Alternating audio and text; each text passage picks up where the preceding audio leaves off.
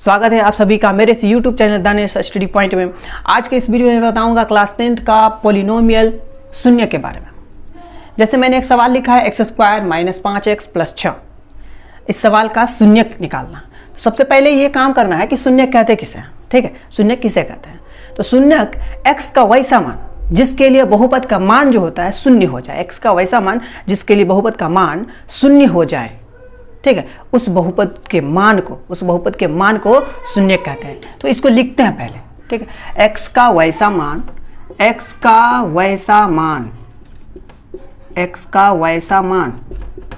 जिसके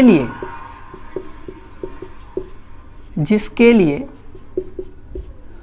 बहुपद का मान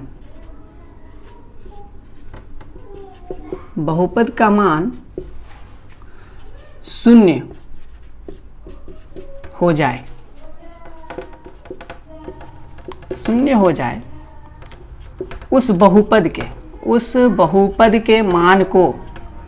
उस बहुपद के मान को शून्य कहते हैं।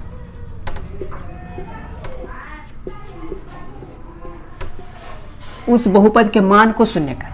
मतलब x का वैसा मान जिसके लिए बहुपद का मान शून्य हो जाए, उस बहुपद के मान को शून्य कहते हैं। जैसे एक सवाल लिखा हुआ है px बराबर x² - 5x + 6।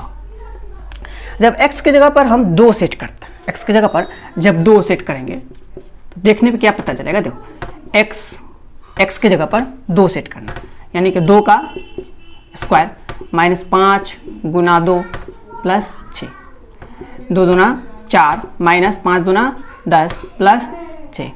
जब उसको जोड़ेंगे तो 6 या 4 कितना हो जाएगा? 10 - 10। इसको जब बनाएंगे तो क्या होगा? 0 होगा, ठीक है। मतलब 6 में 4 जोड़े तो 10, 10 - 10 कितना हुआ? 0 हुआ। तो इस x के जगह पर हम 2 रखे हैं तो इसका मान क्या आया है? 0 आया है। अब एक बार और देखते हैं। जैसे हम इस सवाल पे लिख दिया x² - 5x + 6 और इसके जगह पर अब 3 रख दिया।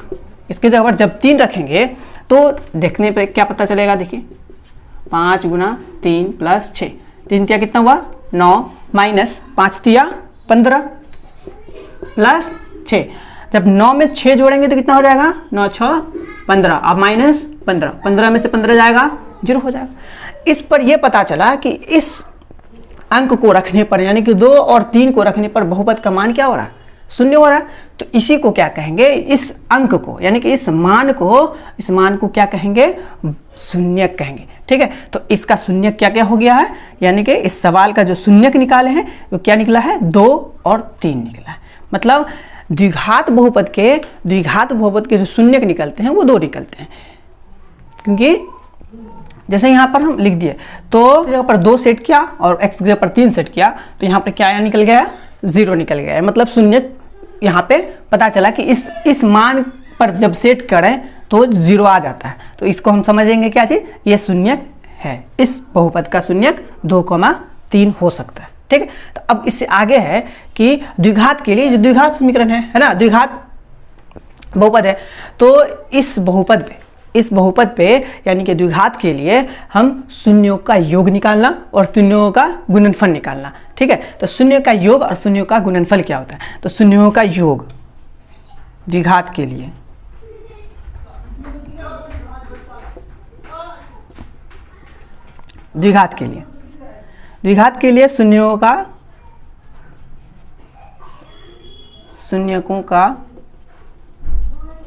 शून्यों का योग निकालना। तो शून्यों का योग यानी कि जैसे कि हम यहाँ लिखा अल्फा प्लस बीटा, यानी कि शून्यों का योग निकालने के लिए अल्फा प्लस बीटा रखना होगा, ठीक है। जैसे अल्फा प्लस बीटा बराबर क्या होता है? -b/a, ठीक है। अल्फा प्लस बीटा बराबर होता है -b/a, ठीक है। और यहाँ पर देख सकते हैं कि यहाँ पर लिखा है, यहाँ पर a होता है, उसके बाद यहाँ b होता है, उसके बाद यहाँ पे c होता है, ठीक है। तो -b/a बोला गया है। तो b की जगह पर कितना है? b की जगह पर क्या है? -5 है और पहले से इसमें माइनस लगा हुआ है, ठीक है। तो यहाँ पर क्या हो जाएगा? -5 और उसके बाद बोला है a, एक के जगह पर कितना है, एक है, यहाँ पर एक होगा। जब इसको बनाएंगे तो ये हो जाएगा माइनस और माइनस गुना करेंगे तो कितना होगा, प्लस होगा 5/1, यानी कि एक तो लिखते नहीं है 5 नीचे में, ऐसे छोड़ देते हैं, ठीक है। तो यहाँ पर क्या हो जाएगा, 5 हो जाएगा। जब देख सकते हैं कि यहाँ पर 2 और 3 निकाले हैं, जब इसको दोनों को जोड़ते हैं, यहाँ पर दोनों को जब जोड़ते हैं तो क्या निकल के आता है, 5 निकल के आता है। इस तरह से हम शून्यों का योग निकाल सकते हैं। चलिए अब शून्यों का गुणनफल बताते हैं। तो शून्यों का गुणनफल अल्फा गुना बीटा होता है, ठीक है। तो यहाँ पर लिख सकते हैं अल्फा गुना बीटा। अल्फा गुना बीटा बराबर होता है C/A। अल्फा गुना बीटा बराबर होता है C/A। तो C/A यहाँ पर देख सकते हैं आप, यहाँ पर यहाँ A होता है, यहाँ B होता है, यहाँ C होता है, ठीक है। तो C/A, C की जगह पर क्या है, 6 है ना, और बाय A की जगह पर क्या है, कुछ नहीं है, तो क्या है, 1 है। इस तरह से हम शून्यों का गुणनफल निकाल सकते हैं। देख सकते हैं आप क्या है, 6, ठीक है। अब आगे है, इसके आगे कि यदि दिया हो alpha plus beta comma alpha गुना बीटा दिया हो, तब क्या होगा। जब अल्फा गुना बीटा, अल्फा प्लस बीटा और अल्फा गुना बीटा दिया रहे, तब क्या द्विघात बहुपद क्या निकल सकता है।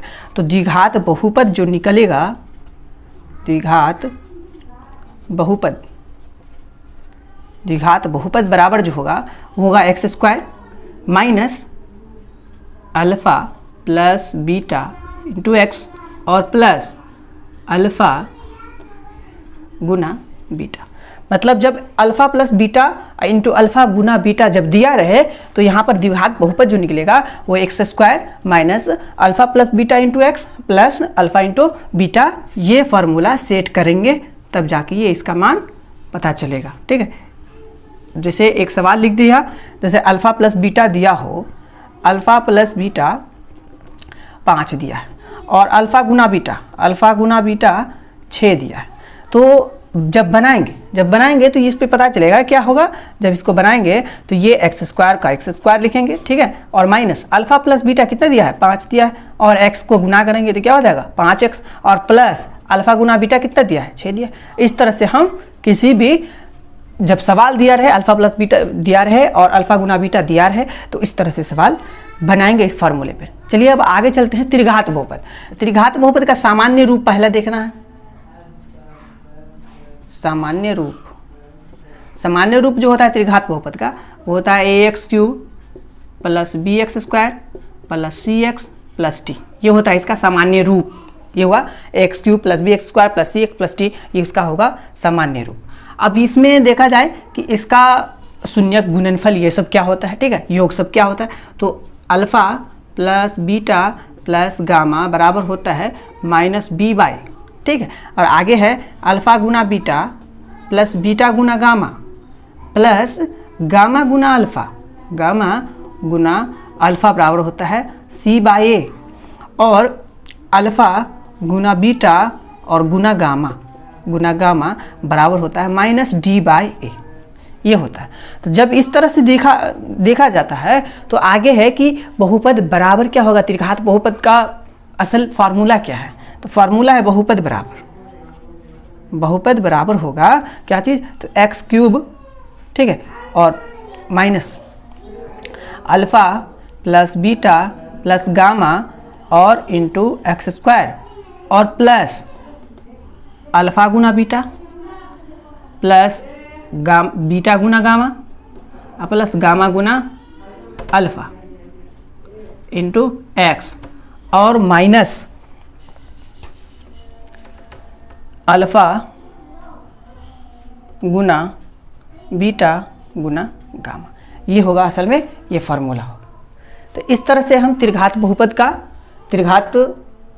बहुपद के लिए ये फार्मूला लिख सकते हैं। अब इसके आगे क्या है, प्रश्नावली स्टार्ट करेंगे। तब तक के लिए